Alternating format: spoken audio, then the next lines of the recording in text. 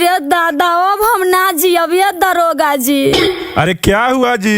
अरे क्या नहीं हुआ ये दरोगा जी? अरे खोल कर बताओ क्या हुआ, बताओ। आये दरोगा जी, खोल के बताए वाला बात रही तब न बताईती दरोगा जी। अरे रोने धोने से कुछ नहीं होगा, प्रॉब्लम बताइएगा तब न पता चलेगा क्या प्रॉब्लम है आपको।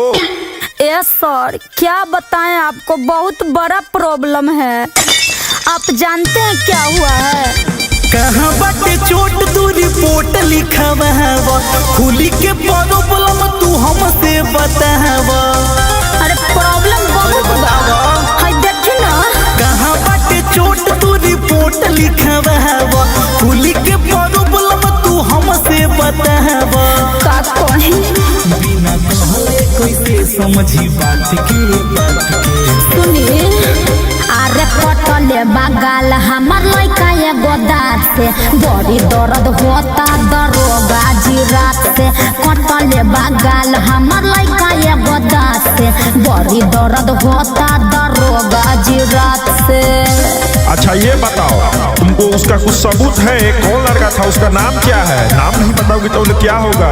ए सर, आया कुछ देवर काट लिया, भाग गया और उतना टाइम देखने को नहीं दिया सर। कहमना पकड़ी भाई यार तू ही बोला, दिलवा के राज आज हमारा से खोला। अरे बोला कतना कहीं परेशानी बा, हमरा संगे भइल छेड़खानी बा।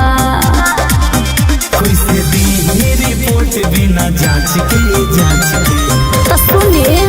अरे कटले बगाल हमार लड़का एगो दाँत से, बड़ी दर्द होता दरोगा जी रात से।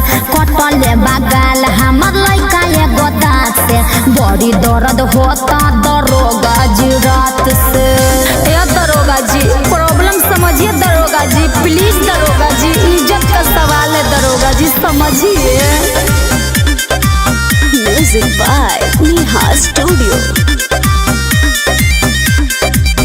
मोहनु बेला धारा लइहे बड़ा कहरा, दहर मत कह हमसे खेला तू सहारा। सुदया लगाल मोर कटले बा, उठाबो के ललिया चटले बा। काहे घूमत रहू तू रात के कटले बगाल हमार लड़का एगो दाँत से, बड़ी दर्द होता दरोगा जी रात से। कटले बगाल हमार लड़का एगो दाँत से, बड़ी दर्द होता दरोगा जी रात से।